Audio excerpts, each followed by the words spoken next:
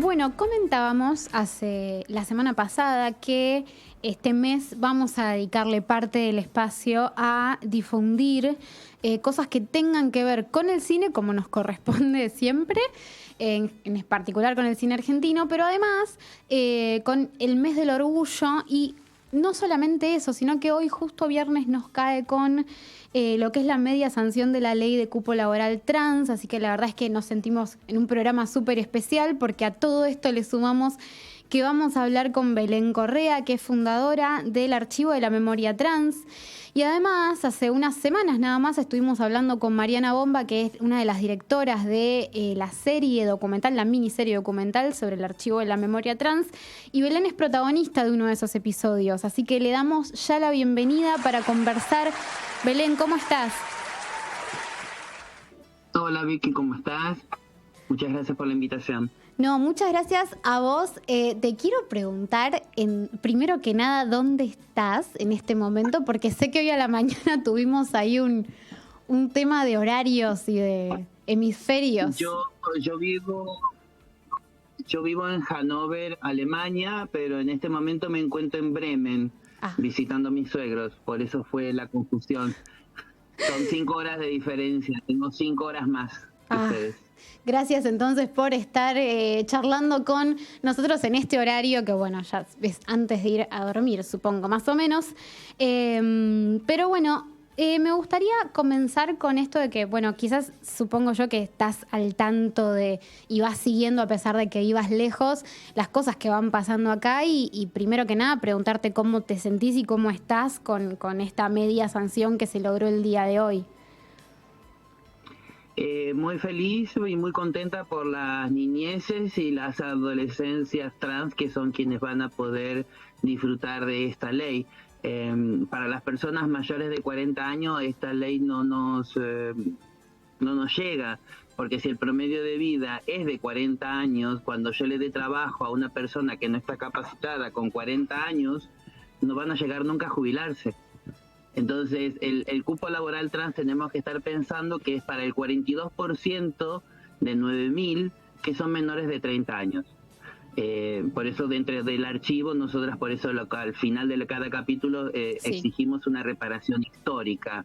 Esa es una ley integral trans, es lo que peleamos por el tema de las personas mayores de 40 años y que es el tema que trabajamos en el archivo. Por supuesto que todo logro, por más mínimo o grande que sea, se festeja, es media sanción, nos faltan diputados. Sabemos por la experiencia del aborto que diputados lo puede volver para atrás y tener que estar 2 años más luchándola. Así que es una alegría y es un momento como para poder festejar, pero no para aflojar lucha. Excelente. Y bueno, esto que mencionabas de que estás en Alemania, tiene que ver directamente con algo que nosotras hablamos hace unas semanas nomás, que tiene que ver con la miniserie del Archivo de la Memoria Trans y el episodio en particular del que sos protagonista, que habla de esta necesidad de exiliarse hacia afuera del país por la persecución y demás. Y quería saber, bueno, ¿cómo lo viste después en el episodio? Digamos, ¿cómo te sentiste de haber participado en la serie? Particularmente yo estoy muy acostumbrada a contar mi historia.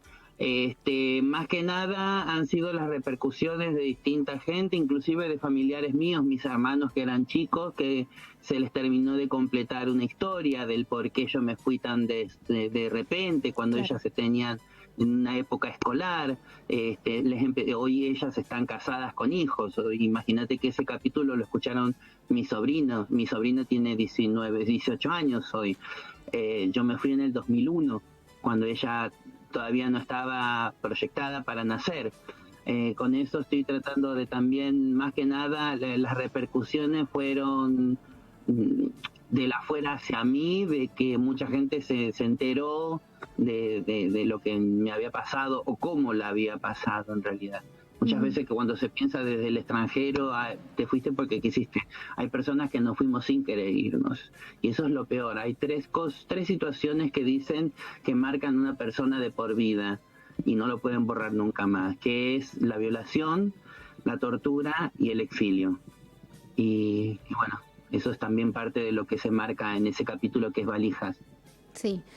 Y hay algo que también hablábamos con Mariana, una de las directoras, junto con Agustina Comedi, que tenía que ver con que estas historias, si bien son parte de una historia no tan lejana, la verdad es que toda esta tristeza de la expectativa de vida tan corta que tiene la población travesti trans hace que estas historias, si no las cuentan ustedes ahora, no hay mucha gente que pueda contarlas ni que llegue a contarlas. Esto, ¿ustedes cómo lo ven? En la posibilidad de tener una serie, de poder hablar, de contar sus historias y de que quede un registro para la posteridad. Precisamente por el primer pregunta que me habías contado sobre el cupo laboral y sobre lo que nosotras necesitamos en realidad. Imagínate que el Estado nos está dando leyes en cuentagotas. 2012, ley de identidad de género. En el 2015 estuvo a punto de salir la reparación y la prensa la tiró abajo, e inclusive con las travestis mediáticas que había en ese momento. Después tuvimos 4 años desastrosos donde no se cumplió ninguna de las leyes, ni siquiera el artículo 11 de la Ley de Identidad de Género. Estamos llegando a casi 6 años de una lucha por el cupo laboral trans, en la cual, como te dije antes, el cupo es para una población, para un sector Sí. De la edad. Vos fíjate que una persona hetero-cis blanca, ¿cuánto le costaría conseguir trabajo con 40, 45 años? Ahora imagínatela que sea no solamente una persona de esa edad, sino además una persona trans, y además una mujer trans, y además no está capacitada porque no tiene experiencia laboral. Claro. Porque tengo que empezar por capacitarla. Y además, con un promedio de vida de 40 años, yo sé que no va a llegar a los 65. Nunca va a llegar a jubilarse. Por eso es que es tan importante una reparación histórica para las personas mayores de 40, una ley integral trans. Yo insisto en eso porque normalmente, como te dije, no es que quiera tirar abajo un festejo, porque festejo a ver, si hay una ley para la niñez trans, no me va a llegar a mí, pero voy a estar feliz porque hay una ley para la niñez trans. Claro. Entonces no van a tener la misma niñez que yo tuve. Una cosa es eso y otra cosa es que haya una ley que me llegue. Hasta ahora la única ley que nos llegó fue una ley de identidad de género que nos cubrió el 30% de mis necesidades. Me cubrió tener una identidad. Claro. Pero no me llegó la parte de la salud. Yo puedo hoy morirme y que mi placa al morirme en el cajón tenga un nombre de mi identidad. Llegué a tener eso, que antes tampoco lo tenía. Logré poder votar en una mesa de que me correspondía cuando tengo que votar por autoridades en el país. Yo hasta el 2011, a mí me internaban en una mesa, en una sala de hombres. Hasta el 2011 yo votaba en mesa de hombres. Claro. No es, como decías, no es una historia muy lejana. No. No. Estamos hablando de que si ustedes como sociedad tuvieron una democracia en el 83, nuestra democracia recién llegó en el 2012, cuando tuvimos la oportunidad de tener una ley, una identidad.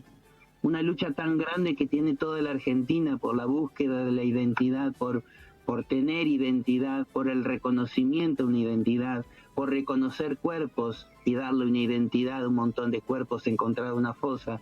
Imagínate qué fuerte es esa palabra en una Argentina en la cual nosotras pudimos lograr nuestra identidad recién hace 9 años. Es una locura. Es una locura. Recuerdo que en otra película, en otro documental que habla sobre la vida de Carlos Jáuregui, también había otra persona que mencionaba esto que acabas de decir vos, de que a partir de que vuelve la democracia había como una sensación de que volvía para todos y para todas, y no volvió para todos y para todas, y de hecho la comunidad de travesti, trans, las disidencias sexuales no llegó para nada. Al contrario, en el 82, 3, 4, 5, 6, 7, 8 fueron las matanzas más grandes de Panamericana. Lo tenemos registrado en casos, casos policiales, Flash, las revistas de la época, hasta la revista Libre, que estaba en la democracia, que estaban los primeros desnudos. No sé si sos muy pequeña, pero cuando empezó la democracia con las revistas y la gráfica, es que pudimos empezar a encontrar todas las matanzas que hubo en esa época, precisamente porque cuando estaba la dictadura, ese mecanismo de represión y esos falcones verdes se entretenían secuestrando estudiantes, trabajadores, obreros, pero cuando vino la democracia ya no lo podían hacer más. Pero ese mecanismo de represión estaban acostumbrados los muchachos. ¿Y qué hacemos con los muchachos? Bueno, vayan a divertirse a Panamericana. Y durante un montón de tiempo estuvieron haciendo eso, como el área de moralidad, un área de moralidad que se encargaban solamente de arrestar a mujeres trabajadoras sexuales, a los gays por la calle Santa Fe y a las trabajadoras sexuales como mujeres trans que estaban en distintas zonas, porque nosotras significábamos plata caminando. Éramos un edicto policial que significábamos 50 pesos, 50 dólares por cada patrullero que nos cruzaba. Terrible. Ese era el precio que tenía nuestra libertad. Terrible, terrible. Sí, no, más que nunca es atinado ver la serie y ver esta placa que pide una reparación histórica y si alguien no entiende por qué, con escucharte 2 minutos se entiende. ¿Cuándo aparece lo que es el archivo de la memoria trans? ¿Cómo y cuándo empezó este trabajo? Tengo entendido que vos sos fundadora del archivo. Tendría que marcarlo como cuando decimos con la línea de tiempo, a partir del 2012, cuando viene la ley de identidad de género, 3 meses antes a que se sancione y realmente tengamos una ley, muere Claudia Piaba Uraco, 3 meses antes, el 18 de marzo. Y al morir ella, heredo su colgante, sus cenizas y una caja que veníamos juntando desde hacía mucho tiempo. Y esa caja de fotos tenía fotos, negativos, postales, tickets aéreos, de distintas épocas, incluso de antes de conocerla yo. Y bueno, y con esa caja hice la primera exposición en un ambiente LGTB, y dentro del ambiente familiar, por decirlo de una forma, en la Federación LGTB, después lo hice en la Defensoría LGTB de la Ciudad de Buenos Aires, y cada vez que viajaba a Argentina hacía una exposición. Hasta que conozco a Cecilia Stalla, es una fotógrafa activista que me convence de que ese material que teníamos juntando desde el 2012, teníamos que hacerlo visible. Estamos hablando ya de 2016, cuando ella, con un material que le damos y le prestamos, hace una exposición en Canadá. Ella trae la experiencia de los archivos LGTB que había en Canadá, me comenta que teníamos que hacer lo mismo y sobre todo con todo el material que ya habíamos juntado. Nuestro cometido era solamente sabernos vivas y poder compartir el material. No teníamos la intención de hacer visible nada de todo esto. Claro. Cuando Cecilia nos comenta de que esto teníamos que hacerlo visible porque eso nos remarcaría como artista, y aparte era una historia que no se había contado o se había mal contado, inclusive las imágenes que se mostraban eran bajo el ojo heterosis de un fotógrafo. Entonces, a partir de ahí, bueno, salió la idea de hacer visible un fanpage en Facebook, luego un Instagram, y a partir de ahí fue que empezamos a hacer visibles hacia el mundo exterior. A partir de ahí fue que aplicamos en el Haroldo Conti para poder exponer dentro de la ex-EXMA, y en diciembre del 2017 tuvimos nuestra primer exposición en la cual podría decir que nos conocieron, ya que salimos en Página 12 y salimos en los distintos medios que se hicieron eco de que estábamos exponiendo en un centro un ex centro de represión y detención. Estuvimos 3 meses con la muestra Esta se fue, a esta la mataron, esta murió, que se hizo como dije, en el Haroldo Conti, y bueno, a partir de ahí estuvo itinerando la muestra por distintas provincias de Argentina.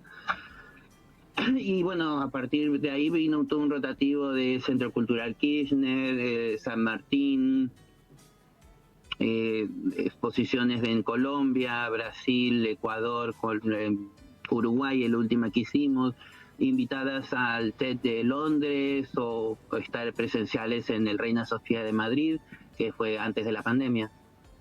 Distintos rotativos de llegar a Canal Encuentro, como estábamos diciendo, sí, sacar un libro. En este momento hay un documental que anda girando por los festivales, es de hecho por un director francés que documenta en la época que éramos coleccionistas y junta fotos al momento que nos profesionalizamos como archivos después que ganamos Ibermemoria. Así que hay varios material que sigue circulando.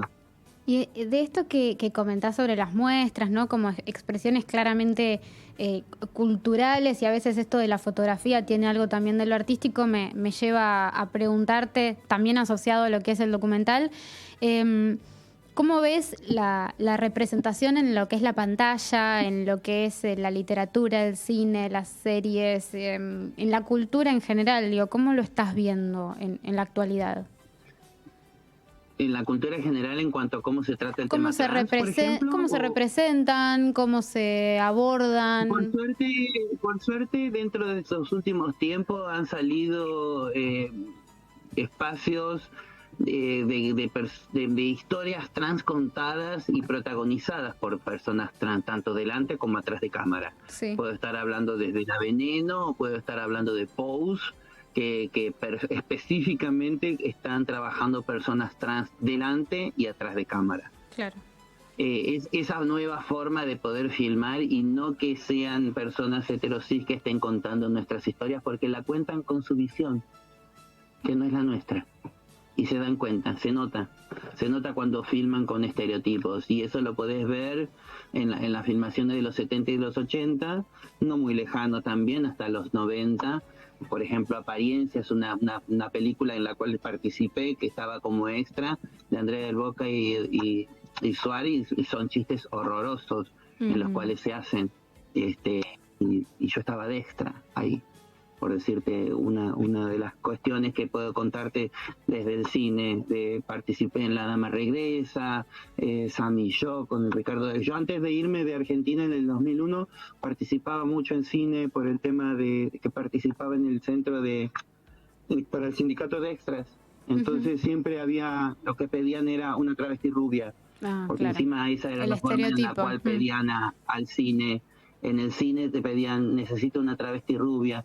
Me acuerdo una experiencia que tuve, que me pidieron, tráete ropa de calle, como salís a la calle.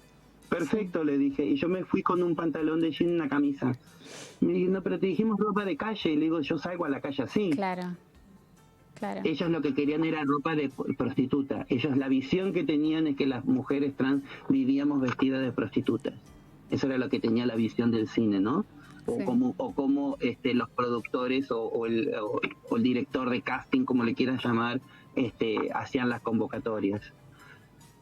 Entonces, por eso te puedo contar como un paneo de cómo se trataba antes a una persona trans, o cuál era la posición que tenías. Los papeles que me tocaban era estar en un calabozo, en la sala de una comisaría o en una sala de un hospital. No había otra opción de poder tener una persona trans un papel. Yo creo que en Argentina, a partir de Mía, fue que de Camila Sosa Villada, que la protagoniza, fue cuando se empezó a tener una mirada mucho más sensible. El director tuvo muchas entrevistas incluso con Claudia Piava Duraco para poder hacer esa hermosa película. Y hay algo que se desprende un poco de esto. Mencionabas algunos títulos actuales como Pose, o incluso si lo podemos ver también en la serie del Archivo, como esto de Plumas, Besos, como noto como una actitud y una forma de representarse cuando toman la palabra, que siempre tiene que ver con una impronta de amor, de alegría, de brillo, de celebración, incluso de celebración del ser, que me parece súper interesante como forma de que ustedes canalizan las violencias que vivieron. No sé si podrás o acercarme a alguna forma de comprender cómo hacen para canalizar toda esa violencia hacia lugares siempre que son de amor y de celebración y de florecimiento. Yo creo que una persona que ha sido muy golpeada puede llegar a entenderlo. Es la protección familiar. Somos una familia, somos un grupo familiar, en la cual, como toda familia, tenemos nuestros altibajos y por supuesto podemos hasta estar peleadas, pero en el momento que estamos necesitando somos parte de esa sororidad, antes inclusive de que conociéramos esa palabra.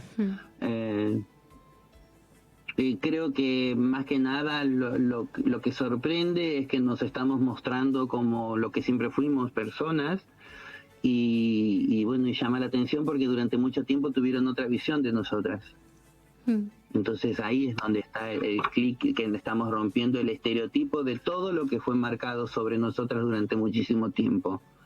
Y hoy nos mostramos como realmente fuimos y mostramos nuestras fotos en la plena intimidad en la cual siempre vivimos. Son fotos de 1936 hasta la fecha.